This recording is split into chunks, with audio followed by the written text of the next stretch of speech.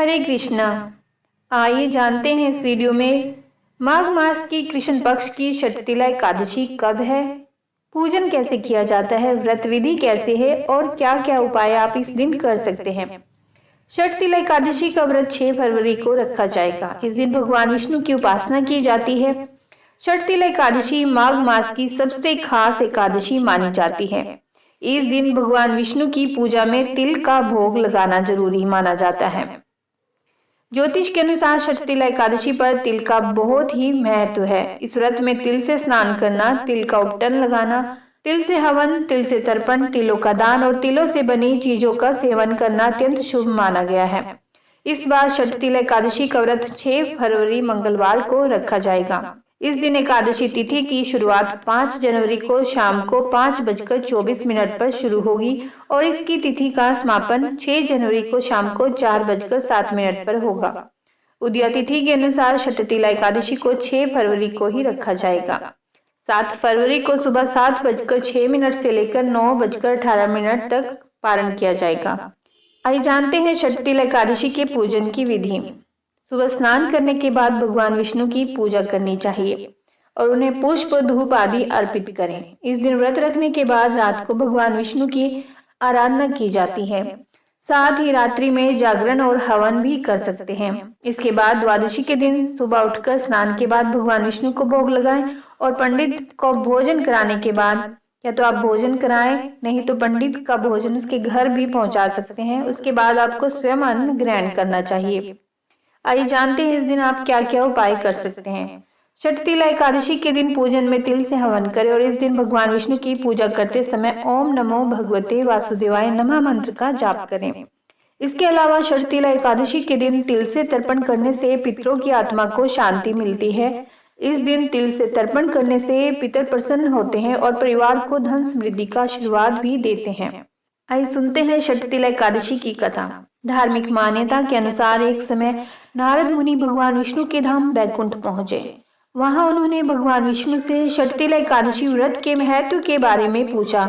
नारद जी के आग्रह पर भगवान विष्णु ने बताया कि प्राचीन काल में पृथ्वी पर एक ब्राह्मण की पत्नी रहती थी।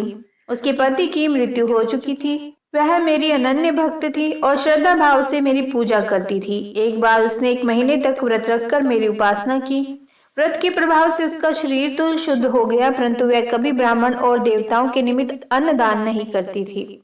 इसीलिए मैंने सोचा कि यह स्त्री वैकुंठ में रहकर भी अतृप्त रहेगी। अतः मैं स्वयं एक दिन उसके पास भिक्षा मांगने गया। जब मैंने उससे भिक्षा की याचना की, तब उसने एक मिट्टी का पिंड उठाकर मेरे हाथों पर रख दिया। मैं वह पिंड लेकर अपने धाम लौट आया। कुछ समय बाद वह देह त्याग करके मेरे लोक में आ गई। यहाँ उसे एक कुटिया और आम का पेड़ मिला। खाली कुटिया को देखकर वह घबरा कर मेरे पास आई और बोली कि मैं तो धर्मपरायण हूँ, फिर मुझे खाली कुटिया क्यों मिली। तब मैंने उसे बताया कि यह अन्न दान नहीं करने तथा मुझे मिट्टी का पिंड देने से हुआ है। मैंने फिर उसे बताया कि जब देव कन्याएं आपसे मिलने आए तब आप अपना द्वार तभी खोलना जब तक मैं आपको षटतिला एकादशी के व्रत का विधान न बताएं। स्त्री ने ऐसा ही किया और जिन विधियों को देवकन्या ने कहा था उस विधि से षटतिला एकादशी का व्रत किया। व्रत के प्रभाव से उसकी कुटिया अन्न धन से भर गई। इसीलिए हे नारद, इस बात को सत्य मानो कि जो व्यक्ति इस एकादशी का व्रत करता है और तिल और अन्न दान करता है, उसे मुक्ति और वैभव की प्राप्ति होती है। हरे कृष्णा। हरे कृष्णा। षटतिला एकादशी 2024 पूजा मुहूर्त इस प्रकार से है। 6 फरवरी को षटतिला एकादशी के दिन आप ब्रह्म मुहूर्त से स्नान आदि करके पूजा पाठ आरंभ कर सकते हैं। उस दिन ब्रह्म मुहूर्त प्रातः 5:30 बजे से लेकर 6:21 तक रहेगा। उस दिन का अभिजीत मुहूर्त रहेगा दोपहर को 12:30 से दोपहर 1:15 तक और सुबह का अभिजीत मुहूर्त रहेगा 10:02 से दोपहर 2:18 तक का समय शुभ है। षटतिला एकादशी 2024 के योग इस प्रकार से हैं। षटतिला एकादशी वाले दिन व्याघात योग प्रातःकाल से लेकर सुबह 8:50 तक है। इसके बाद से हर्षण योग जो अगले दिन 7 फरवरी को 6:09 तक रहेगा। उस दिन ज्येष्ठा नक्षत्र प्रातःकाल से सुबह 7:35 तक है। इसके बाद से मूल नक्षत्र है। हिंदू कैलेंडर के अनुसार माघ मास के कृष्ण पक्ष की एकादशी तिथि का आरंभ 5 फरवरी को शाम को 5:24 पर होना है। यही तिथि 6 फरवरी को शाम को 4:07 पर खत्म होगी। उदय तिथि का ध्यान रखें तो षटतिला एकादशी का व्रत 6 फरवरी मंगलवार के दिन ही मनाया जाएगा। आइए सुनते हैं महात्म। एकादशी व्रत का महात्म इस प्रकार से है। युधिष्ठिर ने श्री कृष्ण से पूछा, भगवान माघ मास के कृष्ण पक्ष में कौन सी एकादशी होती है, उसके लिए कैसी विधि है तथा उसका फल क्या है, कृपया करके यह सब हमें बताइए। श्री भगवान बोले, नृपश्रेष्ठ, माघ मास के कृष्ण पक्ष की एकादशी षटतिला के नाम से विख्यात है, जो सब पापों का नाश करने वाली है। मुनि श्रेष्ठ पुलस्त्य जी ने इसकी जो पाप हारिणी कथा दालभ्य से कही थी, उसे सुनो। दालभ्य ने पूछा, ब्राह्मण, मृत्युलोक में आए हुए प्राणी प्राय पाप कर्म करते रहते हैं, उन्हें नरक में न जाना पड़े, इसके लिए कौन सा उपाय है, बताने की कृपा करें। पुलस्त्य जी बोले, महाभाग, माघ मास आने पर मनुष्य को चाहिए कि वह नहा धोकर पवित्र हो, इंद्रिय संयम रखते हुए काम, क्रोध, अहंकार, लोभ और चुगली आदि बुराइयों का त्याग दे। देव आदि देव भगवान का स्मरण करके जल से पैर धोकर भूमि पर पड़े हुए गोबर का संग्रह करे, उसमें तिल और कपास मिलाकर 108 पिंडिकाएं बनाए। फिर माघ में जब आर्द्रा या मूल नक्षत्र आए, तब कृष्ण पक्ष की एकादशी करने के लिए नियम ग्रहण करे। भली भांति स्नान करके पवित्र हो, शुद्ध भाव से देव आदि देव श्री विष्णु की पूजा करे। कोई भूल हो जाने पर श्री कृष्ण का नाम उच्चारण करे।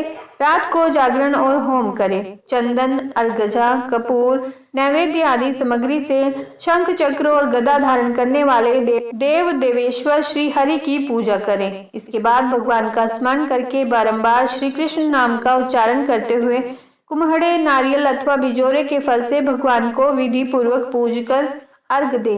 अन्य सब सामग्रियों के अभाव में 100 सुपारियों के द्वारा भी भोजन और अर्घ दान किया जा सकता है। अर्घ देते हुए कुछ इस प्रकार से बोलें, सच्चिदानंद स्वरूप श्री कृष्ण, आप बड़े दयालु हैं। हम आश्रयहीन जीवों के आप आश्रयदाता बनिए। हम संसार समुद्र में डूब रहे हैं, आप हम पर प्रसन्न होइए। कमल नयन, विश्व भावन, सुब्रमण्य, महापुरुष, सबके पूर्वज, आपको नमस्कार है। जगतपते, मेरा दिया हुआ अर्घ आप लक्ष्मी जी के साथ स्वीकार करें। इसके बाद ब्राह्मण की पूजा करें, उसे जल का घड़ा, छाता, जूता और वस्त्र दान करें। दान करते समय ऐसा कहें, इस दान के द्वारा भगवान श्री कृष्ण मुझ पर प्रसन्न हो। अपनी शक्ति के अनुसार श्रेष्ठ ब्राह्मण को काली गौ का दान करें। द्विज श्रेष्ठ विद्वान पुरुष को चाहिए कि वह तिल से भरा हुआ पात्र भी दान करे। उन तिलों के बोने पर उनसे जितनी शाखाएं पैदा हो सकती हैं, उतनी 1000 वर्षों तक वह स्वर्ग लोक में प्रतिष्ठित होता है। तिल से स्नान होम करे, तिल का उपटन लगाए, तिल मिलाया हुआ जल पिए, तिल का दान करे और तिल को भोजन के काम में ले। इस प्रकार हे नृपश्रेष्ठ, 6 कामों में तिल का उपयोग करने के कारण यह एकादशी षटतिला कहलाती है, जो सब पापों का नाश करने वाली है। जय श्री कृष्णा।